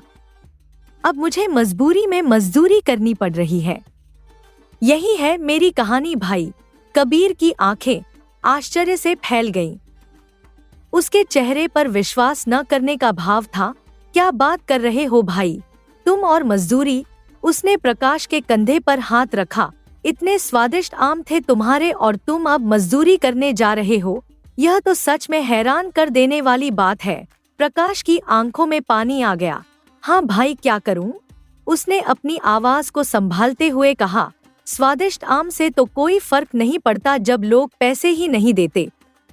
मेहनत तो की, रात रात भर जागा, धूप में तपा, लेकिन लोग भुगतान नहीं करते थे। मुझे इस बात से बहुत दुख हुआ कि मैं अपना कारोबार सही से चला नहीं पाया, लेकिन अब मेरे पास कोई और रास्ता नहीं बचा। अब तो मुझे मजदूरी करनी पड़ेगी। आप समझ रहे हो ना? कबीर ने प्रकाश को गौर से देखा। धूप में तपे उसके चेहरे पर मेहनत के निशान थे। उसके हाथों की रेखाएं कहानी बयां कर रही थी, एक ऐसे व्यक्ति की जिसने कभी हार नहीं मानी थी। समझता हूँ भाई, लेकिन क्या तुम सच में मजदूरी करना चाहते हो? कबीर ने पूछा। उसकी आवाज में चिंता थी। तुम्हारा वह काम तो बहुत अच्छा था। सारे गांव में तुम्हारे आमों की धूम थी। सब लोग तुम्हारे आम खाते थे और तुम एक अलग पहचान बना चुके थे। अगर तुम फिर से वही काम शुरू करते तो? प्रकाश ने सड़क किनारे एक पत्थर पर बैठते हुए कहा। कोई फर्क नहीं पड़ता कबीर भाई, उसने गहरी सांस लेते हुए कहा। उसकी आंखों में एक अजीब सी निराशा थी, जैसे किसी ने उसके सपनों पर पानी फेर दिया हो। यह सच है कि आम का काम बहुत अच्छा था, लेकिन स्वादिष्ट आम का कोई फायदा नहीं जब लोग पैसे नहीं देते। जब तक लोग पैसे नहीं देंगे, मैं कैसे और आम लाऊं? कैसे अपने मजदूरों की मेहनत का मूल्य चुकाऊं? प्रकाश की आवाज में गहरा दर्द था। और आप भी जानते हो कि कारोबार में यह उधारी और नुकसान का सिलसिला थमता नहीं है। एक बार शुरू हुआ तो रुकता ही नहीं। अब तो मुझे मजदूरी करनी ही पड़ेगी, क्योंकि जिंदगी का पहिया तो घुमाना है, चूल्हा तो जलाना ही है। कबीर ने प्रकाश को गौर से देखा। वह इस युवक की ईमानदारी और मेहनत से प्रभावित हुआ था। उसकी आंखों में चमक आई, जैसे कोई नया विचार आया हो। क्या बात कर रहे हो भाई प्रकाश? कबीर की आवाज में उत्साह था। क्या तुम मेरे साथ काम करना चाहोगे? उसने प्रकाश के सामने हाथ बढ़ाया। क्या तुम मेरे साथ आकर कारोबार को फिर से चलाना चाहते हो? प्रकाश ने आश्चर्य से कबीर को देखा। एक क्षण के लिए उसे विश्वास ही नहीं हुआ कि कोई उसे इस तरह से मौका दे रहा है। तुम्हारे पास अच्छे विचार हैं और मुझे लगता है कि तुम मेरे साथ काम करने पर बहुत अच्छा करोगे। कबीर ने प्रकाश का हाथ अपने हाथों में लेते हुए कहा। अगर तुम मेरे साथ आओगे तो हम दोनों मिलकर इस काम को फिर से शुरू कर सकते हैं। मेरे पास बहुत बड़े पैमाने पर आम का काम है। कबीर की आंखों में एक चमक थी। और सबसे अच्छी बात यह है कि मेरे पास ऐसे ग्राहक हैं जो समय पर भुगतान करते हैं। तुम्हारी मेहनत बेकार नहीं जाएगी, ये मेरा वादा है। प्रकाश की आंखों में अचानक चमक आ गई, जैसे बरसात के बाद सूरज निकल आया हो। उसका चेहरा खिल उठा। क्या आप सच में यह कर सकते हैं कबीर भाई? उसकी आवाज कांप रही थी। मैं तो सोच भी नहीं सकता था कि मुझे कभी यह मौका मिलेगा। कबीर ने मुस्कुराते हुए प्रकाश का कंधा थपथपाया। ठीक है प्रकाश भाई, तुम कल से मेरे गोदाम पर आ जाना, मैं तुम्हें सब समझा दूंगा। हम मिलकर ऐसा कारोबार करेंगे कि पूरे शहर में हमारे आमों की धूम मच जाएगी। प्रकाश के चेहरे पर पहली बार कई दिनों में एक वास्तविक मुस्कान आ गई। यह मुस्कान सिर्फ होठों तक सीमित नहीं थी, बल्कि उसकी आंखों में भी थी एक नई उम्मीद, एक नया सवेरा, एक नया सपना जो अब असंभव नहीं लगता था। उसने कबीर का हाथ दृढ़ता से पकड़ा। शुक्रिया कबीर भाई, आपने मेरे टूटे हुए सपनों को फिर से जीने का मौका दिया है। मैं आपको निराश नहीं करूंगा, यह मेरा वादा है। सुबह की सुनहरी धूप में दो दोस्तों की इस अनोखी मुलाकात ने एक नई कहानी की शुरुआत कर दी थी। प्रकाश अपने घर की ओर बढ़ने लगा। उसके कदमों में एक नवीन स्फूर्ति थी, जैसे सूखी नदी में अचानक बारिश के बाद जल का प्रवाह लौट आया हो। धीमी चाल से चलते हुए उसकी आंखें कभी आसमान की ओर देखती तो कभी अपने आसपास के परिदृश्य को। आज आसमान उसे अधिक नीला और सूरज अधिक चमकीला लग रहा था। उसके मन में हजारों विचार उमड़-घुमड़ रहे थे। एक और कबीर भाई का प्रस्ताव और दूसरी ओर अपने पुराने काम की यादें। हालांकि पहली बार कई महीनों में उसके मन में आशा का संचार हुआ था। घर के समीप पहुंचते ही उसने देखा कि सुनीता आंगन में गीले कपड़े रस्सी पर सुखा रही थी। उसकी बेटी आंगन में खेल रही थी, मिट्टी से खिलौने बना रही थी। यह दृश्य इतना परिचित था, लेकिन आज कुछ अलग लग रहा था। शायद इसलिए क्योंकि आज वह खुद अंदर से बदल चुका था। सुनीता ने जैसे ही प्रकाश को देखा, उसके चेहरे पर आश्चर्य और चिंता के भाव उभरे। उसने कपड़ा रखते हुए पूछा, अरे प्रकाश, तुम इतनी जल्दी घर वापस कैसे आ गए? काम से छुट्टी मिल गई क्या? उसकी आवाज में चिंता थी। सेठ जी ने कुछ कहा तो नहीं? प्रकाश ने झोला जमीन पर रखते हुए चेहरे पर एक ऐसी मुस्कान के साथ जो सुनीता ने कई महीनों से नहीं देखी थी, कहा, अरे सुनीता, आज मैं सेठ जी के यहाँ नहीं गया। उसकी आवाज में एक लयबद्ध उत्साह था, जैसे कोई खुशखबरी सुनाने के लिए बेताब हो। क्या हुआ, तुम्हारी तबीयत तो ठीक है ना? सुनीता ने अपना काम रोककर पूछा। प्रकाश ने सुनीता के दोनों हाथ थामते हुए कहा, रास्ते में कबीर भाई मिल गए। वह मुझे पहचान गए। उन्होंने मेरे आमों को याद किया। उसकी आंखें चमक रही थी, जैसे उनमें हजारों सितारे टिमटिमा रहे हों। उन्होंने मुझे अपने साथ काम करने का मौका दिया है। कल से मैं फिर से आम का कारोबार शुरू करूंगा, अपने ही हाथों से। सुनीता को विश्वास नहीं हो रहा था। उसने अपना गीला हाथ छुड़ाकर प्रकाश के माथे पर रखा, जैसे देख रही हो कि कहीं उसे बुखार तो नहीं। कौन कबीर भाई? मैं समझी नहीं। उसकी आंखों में संदेह और उम्मीद का मिश्रण था। प्रकाश ने हंसते हुए बच्चों की तरह उछलते हुए कहा, अरे सुनीता, वह मेरे आम खाते थे, उन्हें मेरे आम बहुत पसंद थे। उसने चारपाई पर बैठते हुए कहा, आज जब मैं सेठ जी के यहाँ जा रहा था तब रास्ते में ही मिल गए। बोले, क्या तुम्हारा ही नाम प्रकाश है? प्रकाश ने कबीर से हुई पूरी बातचीत सुनीता को विस्तार से बताई। हर एक पल, हर एक शब्द उसे याद था। उन्होंने मुझसे कहा कि मेरे पास विचार अच्छे हैं और मेरी मेहनत और ईमानदारी से वह प्रभावित हैं। वह मुझे अपने साथ काम करने का मौका देंगे और हम दोनों मिलकर आम का कारोबार करेंगे। प्रकाश की आंखें नम थी। उनके पास बड़े पैमाने पर आम का काम है और उनके ग्राहक समय पर पैसे चुकाते हैं। मुझे अब मजदूरी नहीं करनी पड़ेगी सुनीता। सुनीता की आंखों में अविश्वास उम्मीद में बदल गया। उसके चेहरे पर एक ऐसी मुस्कान खिल उठी जिसमें राहत और खुशी दोनों थी। सच में प्रकाश, यह तो बहुत अच्छी बात है। उसने अपने पल्लू से आंखों को पोंछते हुए कहा, देखा, भगवान हमेशा अच्छे लोगों की मदद करते हैं। ऊपर वाले ने हमारी प्रार्थना सुन ली। छोटी बच्ची जो अपनी मिट्टी के खिलौनों से खेल रही थी, अपने पिता की खुशी देखकर उसके पास दौड़ी आई। प्रकाश ने उसे गोद में उठा लिया और हवा में उछाला, देखो बेटी, अब हमारे भी सपने पूरे होंगे। अगले दिन सूरज निकलने से पहले ही प्रकाश जाग गया और कबीर से मिलने के लिए निकल पड़ा।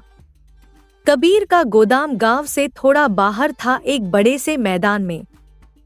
पैदल चलते हुए प्रकाश को रास्ता लंबा नहीं लगा। पक्षियों का कलरव, खेतों से आती मिट्टी की सोंधी खुशबू और दूर से आते ट्रकों की आवाज, सब कुछ उसे एक नए संसार में ले जा रहे थे। गोदाम के पास पहुंचते ही प्रकाश रुक गया। उसके सामने एक विशाल संरचना थी, लाल ईंटों से बनी, लोहे के बड़े दरवाजे और आसपास व्यस्त कामगारों का तांता। कुछ लोग आम छांट रहे थे, कुछ उन्हें पैक कर रहे थे और कुछ ट्रकों में लोड कर रहे थे। हर कोई एक व्यवस्थित तरीके से काम कर रहा था, जैसे एक सुचारू मशीन का हिस्सा हो। प्रकाश ने अपने जीवन में कभी इतना बड़ा व्यापार नहीं देखा था। उसके हाथ थोड़े से कांप रहे थे, जैसे घबराहट से भरे हों। अरे आ गए तुम प्रकाश भाई, कबीर की आवाज ने उसे चौंका दिया। कबीर एक सफेद कुर्ते पजामे में था, उसके कंधे पर एक नोटबुक थी और हाथ में पेन।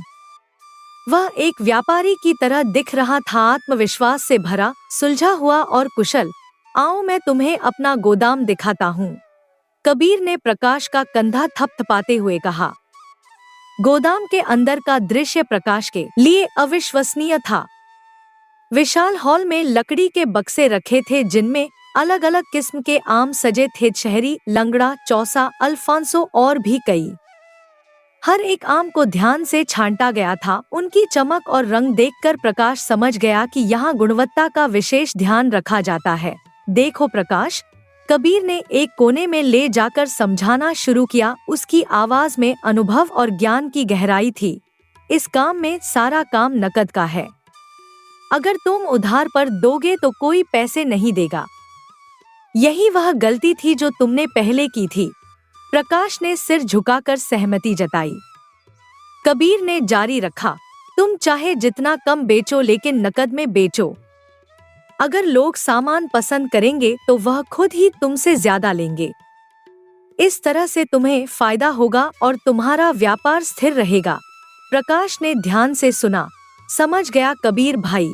कबीर ने प्रकाश को गोदाम के हर कोने से परिचित कराया। फिर कबीर ने अपने एक कर्मचारी को आवाज दी, मोहन, जरा वह विशेष टोकरियां लाना। मोहन ने 10 सुंदर बांस की टोकरियां लाई, जिनमें ताजे रसीले आम सजे थे। हर टोकरी में अलग किस्म के आम थे और ऊपर एक सुंदर कपड़ा बिछा था।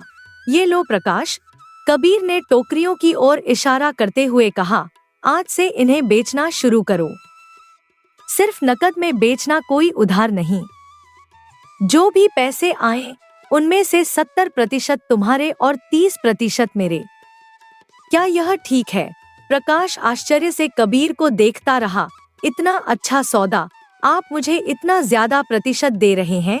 उसकी आवाज में अविश्वास था, जैसे उसे यकीन न हो कि यह सब सच है। कबीर ने मुस्कुराते हुए कहा, हाँ प्रकाश, मुझे तुम्हारी मेहनत और ईमानदारी पर भरोसा है। मुझे पता है कि तुम इस काम को अच्छी तरह से करोगे।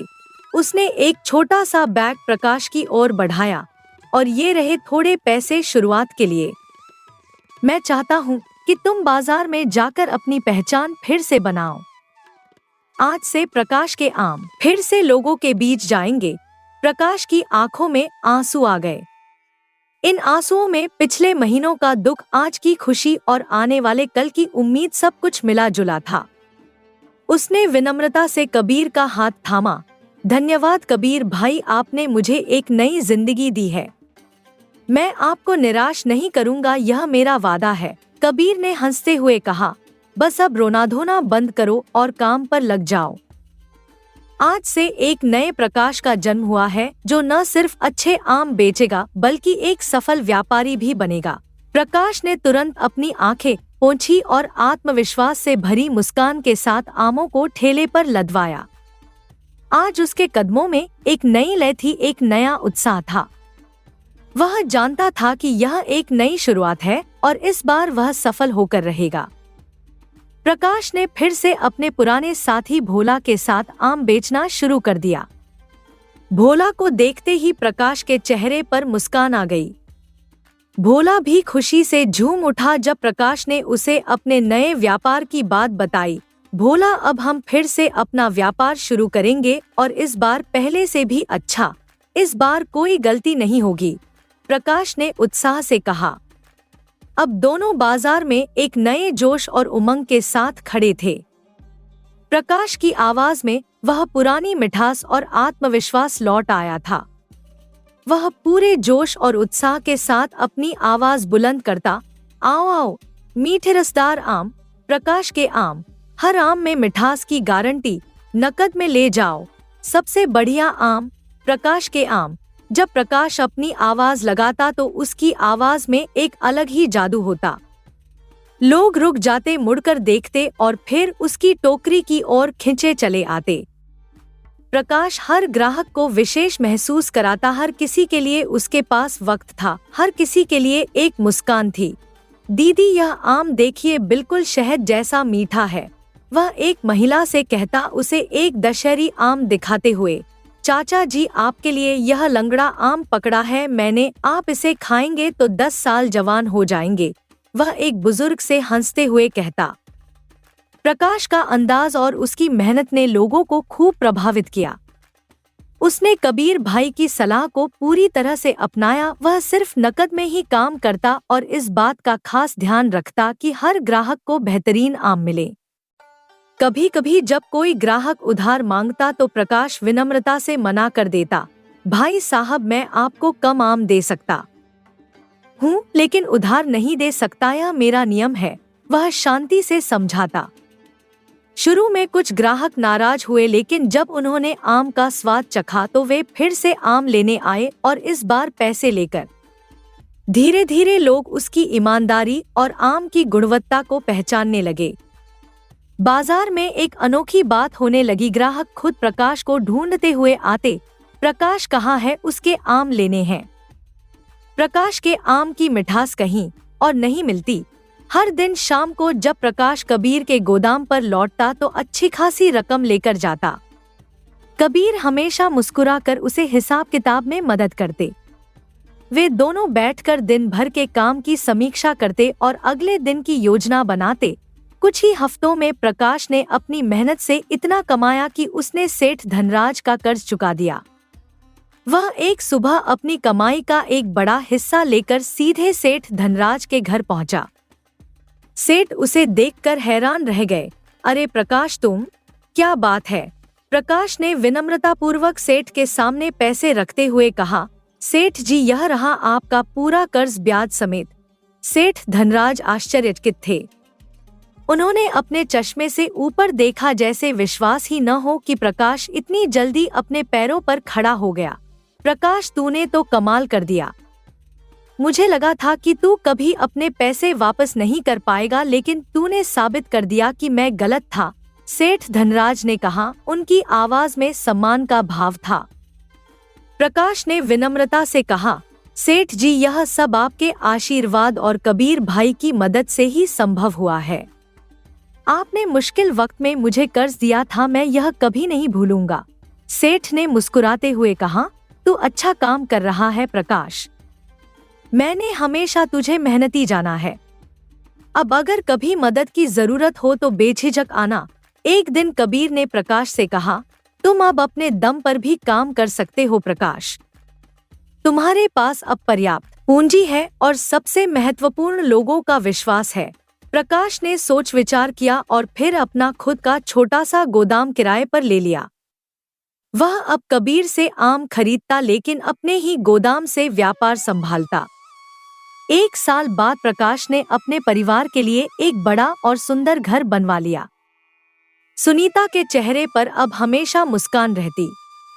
बच्ची अब स्कूल जाने लगी थी। देखो सुनीता, प्रकाश एक शाम अपने नए घर की छत पर बैठा था। जब मैंने उम्मीद छोड़ दी थी तब ऊपर वाले ने कबीर भाई के रूप में फरिश्ता भेजा। इंसान को कभी उम्मीद नहीं छोड़नी चाहिए। सुनीता मुस्कुराई, और तुम्हारी मेहनत ने सब कुछ संभव किया प्रकाश, तुमने कभी हार नहीं मानी। अब प्रकाश केवल बाजार में आम बेचने वाला नहीं, बल्कि एक सफल व्यापारी बन चुका था। उसने अपना खुद का फलों का गोदाम शुरू कर दिया, जहां वह सिर्फ आम ही नहीं बल्कि सभी प्रकार के फल बेचता। कबीर और प्रकाश अब व्यापारिक साझेदार बन गए थे। दोनों मिलकर आसपास के कई गांवों और शहरों में फलों का व्यापार करते। दोनों दोस्त अपने नए गोदाम के सामने खड़े होकर भविष्य के सपने देखते। आसमान में तारे चमकते जैसे उनकी सफलता की गवाही दे रहे हों। एक सुहानी शाम थी। आसमान में नारंगीलाल रंग बिखरे थे। प्रकाश अपने नए घर की छत पर बैठा सूर्यास्त का आनंद ले रहा था। आज उसने कबीर को अपने घर पर खाने पर आमंत्रित किया था। आज का दिन विशेष था। सुनीता ने पूरे दिन मेहनत करके घर को सजाया था।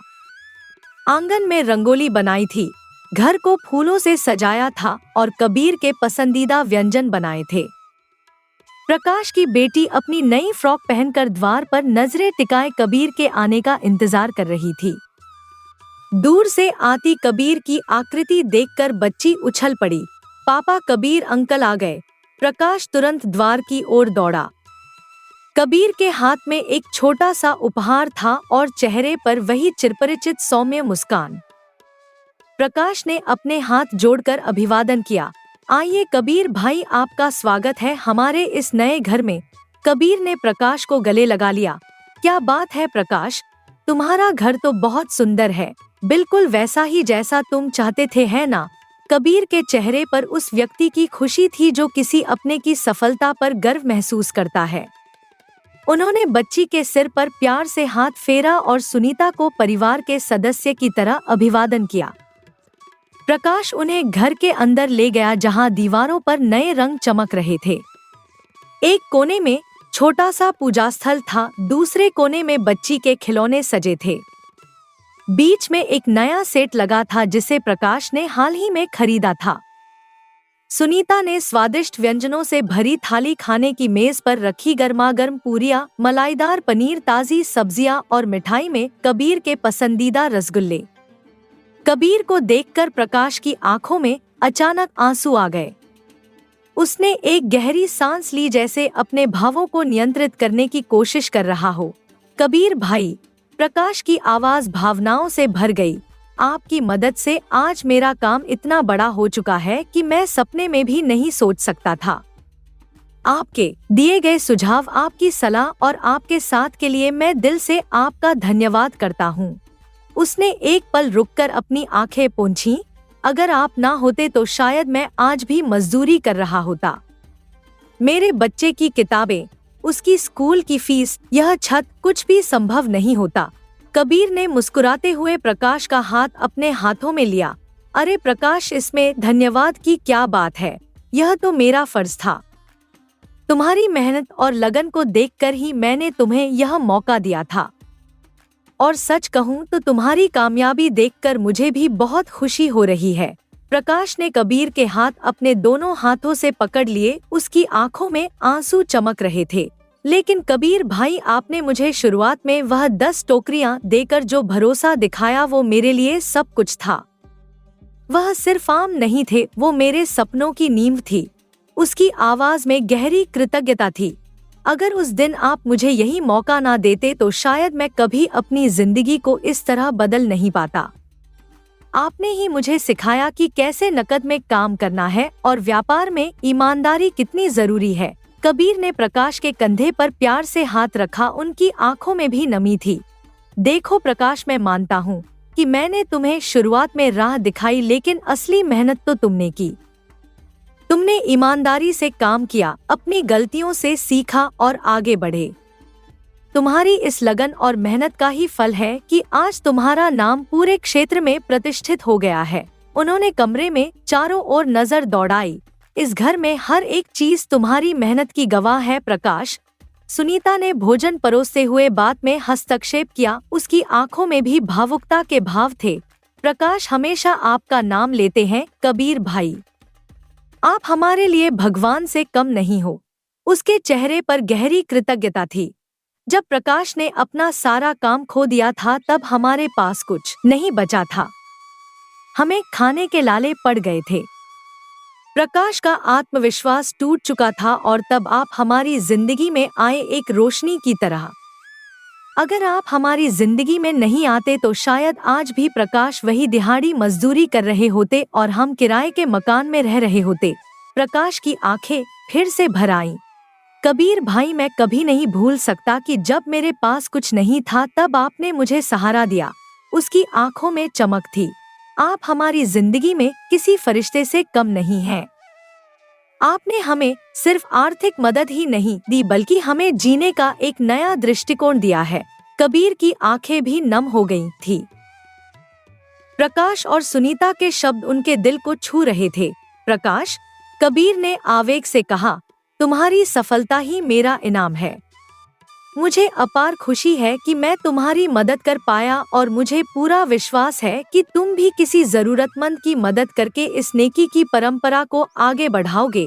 प्रकाश ने दृढ़ता से कहा, हाँ कबीर भाई, मैं आपसे वादा करता हूँ कि जैसे आपने मेरी मदद की वैसे ही मैं भी किसी जरूरतमंद की मदद करूँगा। आपकी दी हुई सीख को मैं आगे बढ़ाऊंगा। आज भी दरियापुर गांव में प्रकाश का नाम बड़े सम्मान से लिया जाता है। लोग उसकी ईमानदारी और मेहनत की मिसाल देते हैं। उसके व्यापार से कई गरीब लोगों को रोजगार मिला है और गांव में एक नई आशा की किरण जगी है।